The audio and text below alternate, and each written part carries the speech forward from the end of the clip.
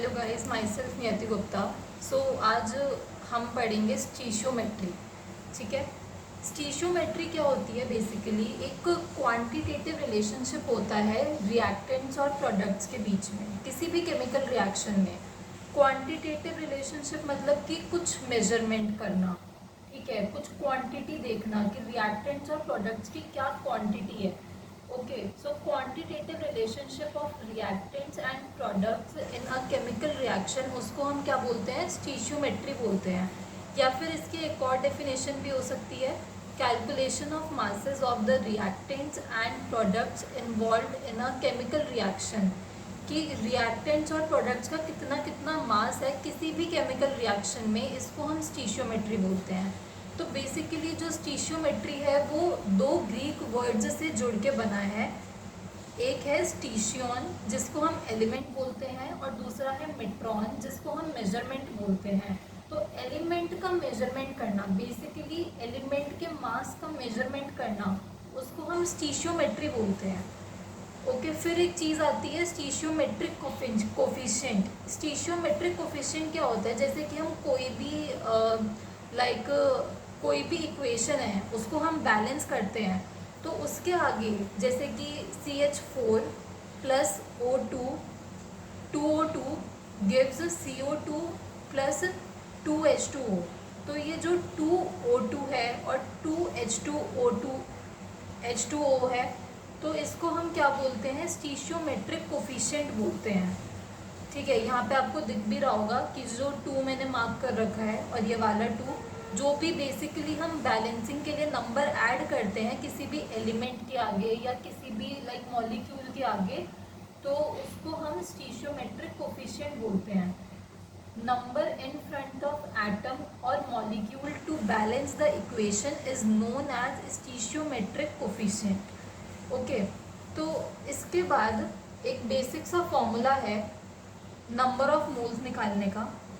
Number of moles equals to weight of substance, कि किसी भी रिएक्शन में उसका कितना वेट दे रखा है, upon molar mass of substance. Molar mass उस पर्टिकुलर मॉलिक्यूल का कितना मास है। ओके, तो ये बेसिक चीज़ें हैं जो हमें इस स्टीशियोमेट्री के क्वेश्चंस को सॉल्व करने के लिए पता होनी चाहिए। पहली चीज़, एक रूल है कि कोई भी इक्वेशन अगर दे रखी है या आपको क्वेश्चन पढ़ के इक्वेशन बनानी है, तो उसको आप सबसे पहले बैलेंस करो ताकि आपको उसका स्टीशियोमेट्रिक कोफिशिएंट पता चले। फिर उसके बाद आपको नंबर ऑफ मोल्स का फॉर्मूला याद होना चाहिए, तभी आप इसके क्वेश्चन सॉल्व कर पाओगे। ठीक है, so question 1, if 200 gram of propane is burned, so how many grams of water is produced? और ये इक्वेशन हमें दे रखी है, propane plus 5O2 gives 4H2O plus 3CO2। Okay, so यहाँ पे हमें क्या दे रखा है? प्रोपेन का जो मास है वो हमें दे रखा है 200 ग्राम, राइट। अब हमें क्या निकालना है? ये जो वाटर का मास है वो निकालना है। अब ये 200 ग्राम क्या है? ये this is not molar mass of the substance, ये 200 ग्राम है वेट ऑफ द सब्सटेंस। ये गिवन वेट है हमें, इसको हम कुछ भी बोल सकते हैं, वेट ऑफ सब्सटेंस, किसी भी एक सब्सटेंस का वेट भी बोल सकते हैं, या फिर गिवन वेट भी बोल सकते हैं, या गिवन मास बोल सकते हैं। ठीक है, तो अब बेसिकली हमें एक रिएक्टेंट दिया हुआ है और प्रोडक्ट का वेट हमें निकालना है, तो हम इन दोनों के बीच में रिलेशन देखेंगे, प्रोपेन और वाटर के बीच में।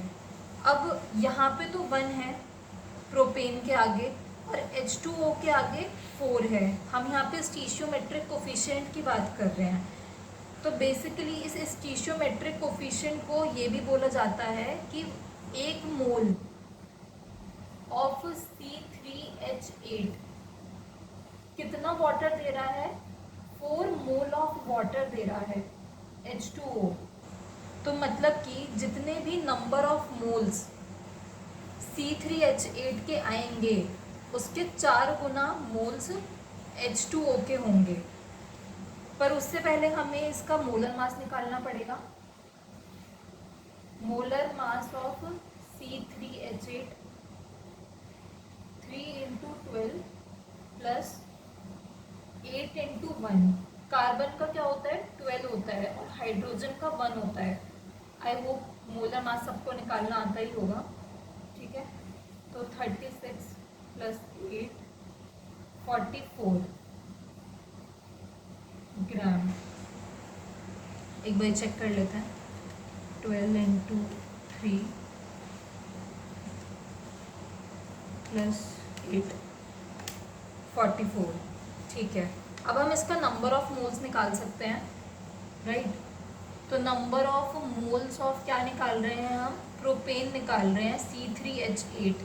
तो यहाँ पे हमें गिवन मास जो है वो 200 है और मोलर मास 44 है, तो हमने उसको फॉर्मूला में पुट कर दिया, राइट। तो अब इसके नंबर ऑफ मोल्स क्या आ जाएंगे 4.5 मोल्स इसको सॉल्व करके। ठीक है, तो अब एक मोल 4 दे रहा था, तो यहाँ पे 4.5 मोल्स ऑफ C3H8 कितना देगा 4.5 इंटू 4 18 मोल्स ऑफ H2O।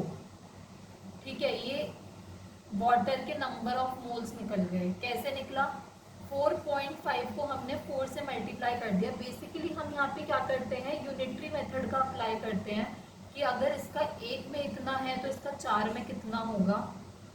फिर उसके बाद हमें क्या दे रखा था क्वेश्चन में, हमें क्या निकालना है, how many grams of water. हमें वाटर का वेट निकालना है, ना कि number of moles.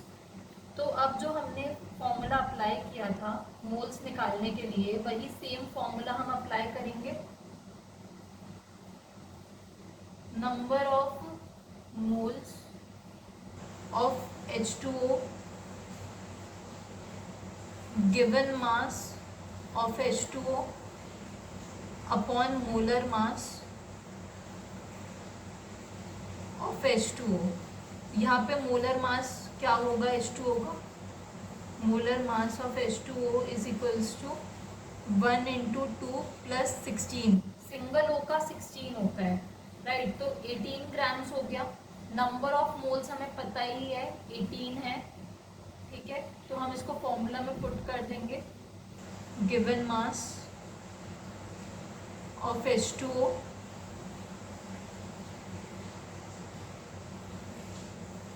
Eight 18। Okay, तो गिवन मास कितना हो गया, given mass of H2O is equals to 18 into 18 that is 324 grams, right. 18 into 18 324 grams of H2O। तो इसका मतलब क्या हुआ कि अगर 200 ग्राम ऑफ प्रोपेन रिएक्ट होगा O2 से, तो कितना H2O बनेगा, यहाँ पे ग्राम में दिया गया है तो हमने भी ग्राम में ही निकाला है। 324 ग्राम H2O हमें मिलेगा। ठीक है, ऐसे ही सेकंड क्वेश्चन देखिए। एक हमें लाइक बैलेंस इक्वेशन दे रखी है already, 2Ca plus O2 gives 2CaO। तो इसमें हमारा फर्स्ट क्वेश्चन है कि what amount of calcium oxide will be produced by 1 gram of calcium. मतलब कि अगर जो कैल्शियम है वो 1 ग्राम है, तो कैल्शियम ऑक्साइड कितने ग्राम होगा, ये बेसिकली हमसे पूछा गया है। तो रिएक्टेंट फिर से और फिर से प्रोडक्ट। ठीक है, तो हमें क्या करना है, Ca और CaO के बीच में रिलेशनशिप देखना है। तो 2 moles of Ca gives 2 moles of CaO। अब यहाँ पे 1 और 4 का चक्कर ही खत्म हो गया कि हम जितना भी मोल निकालेंगे Ca का उतना ही मोल होगा, नंबर ऑफ मोल्स होंगे CaO के, मतलब दोनों इक्वल ही रहेगा। ठीक है, तो यहाँ पे हम फॉर्मूला अप्लाई करेंगे, number of moles of Ca is equals to given mass जो कि 1 है अपॉन इसका मोलर मास। अब Ca का मोलर मास कितना होता है, 40 होता है, तो 1/40, 1/40, दैट इज 0.025 मोल्स। तो अब 0.025 moles of Ca gives 0.025 moles of CaO, मतलब इक्वल है। यहाँ पे ना हम कुछ डिवाइड करेंगे और ना ही कुछ मल्टीप्लाई करेंगे। क्यों? क्योंकि इनका जो स्टीशियोमेट्रिक कोफिशिएंट है वो सेम है। स्टीशियोमेट्रिक कोफिशिएंट मतलब कि जो हम बैलेंस करने के लिए आगे लगा रहे हैं वो सेम है, राइट। तो इसीलिए हम इसमें कुछ भी नहीं मल्टीप्लाई या डिवाइड करेंगे। यहाँ पे यूनिटरी मेथड मतलब इक्वल ही रहेगा, क्योंकि यहाँ पे क्या हो जाएगा, 2/2 इंटू हो जाएगा ना, तो ये 1 हो गया। ओके, फिर उसके बाद अब हम इसका अमाउंट निकालेंगे, sorry, number of moles of calcium oxide is equals to given mass upon molar mass किसका, CaO का। अब यहाँ पे हम हर एक चीज़ के लिए CaO की बात कर रहे हैं, ठीक है। तो नंबर ऑफ मोल्स तो सेम ही है, 0.025 is equals to given mass हमें निकालना है, given mass of CaO।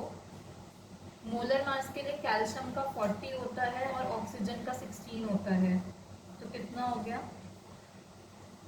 Given mass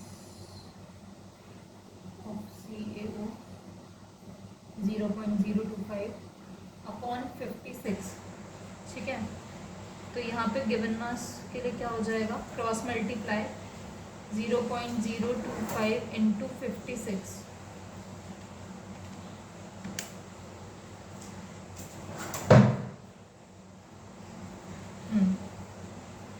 तो 1.4 ग्राम्स ऑफ CaO प्रोड्यूस होगा, ठीक है। इस वाले क्वेश्चन में हमने क्या करा, पहले हमें गिवन था कैल्शियम का मास 1 ग्राम, ठीक है। मोलर मास हमें पता होता है कैल्शियम का भी 40 है। फिर नंबर ऑफ मोल्स निकाल लिया। अब यहाँ पे 2 मोल 2 ही CaO दे रहा है, मतलब कि कैल्शियम ऑक्साइड दे रहा है, तो यहाँ पे जो नंबर ऑफ मोल्स हैं वो भी सेम रहे, ना कुछ मल्टीप्लाई हुआ ना कुछ डिवाइड हुआ। फिर उसके बाद number of moles of CaO equals to given mass of calcium oxide upon molar mass of calcium oxide. फिर हमने फॉर्मूले में पुट करके उसका गिवन मास निकाल लिया। बेसिकली जो नंबर ऑफ मोल्स होते हैं उस पर पूरा क्वेश्चन डिपेंडेंट है कि हमें स्टीशियोमेट्रिक कोफिशिएंट देखना आना चाहिए, ठीक है। अभी 2 क्वेश्चन सॉल्व करने पे तो आप लोग ये समझ ही गए होंगे।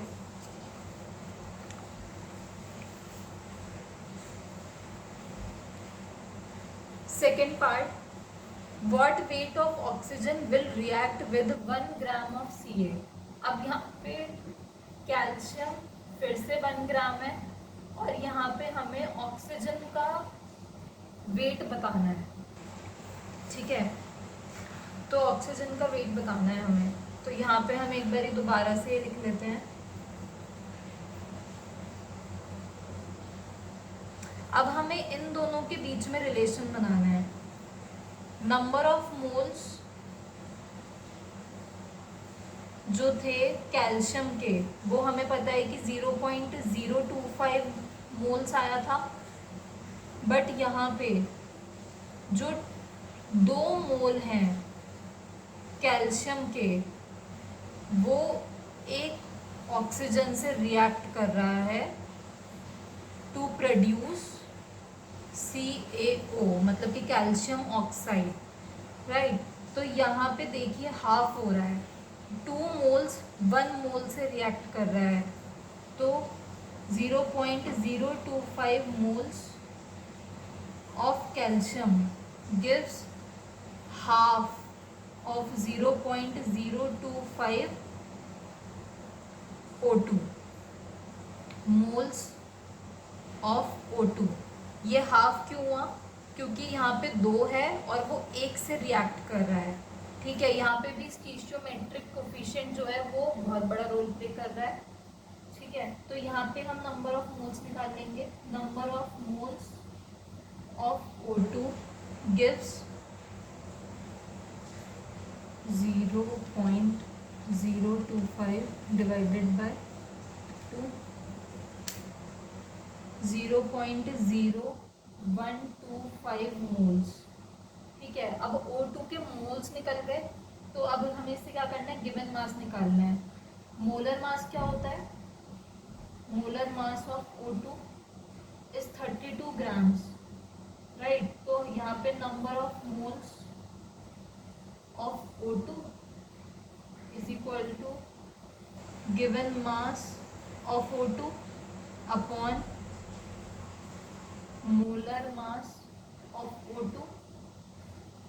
ठीक है, अब फॉर्मूला में पुट करेंगे 0.0125 is equals to given mass upon 32, क्योंकि वो मोलर मास है। फिर होगा मल्टीप्लाई, लाइक क्रॉस मल्टीप्लाई, जिससे मास निकल जाएगा।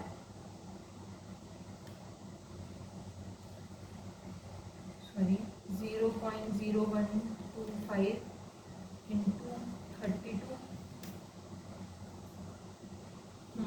तो 0.4 ग्राम्स ऑफ O2 से रिएक्ट करेगा।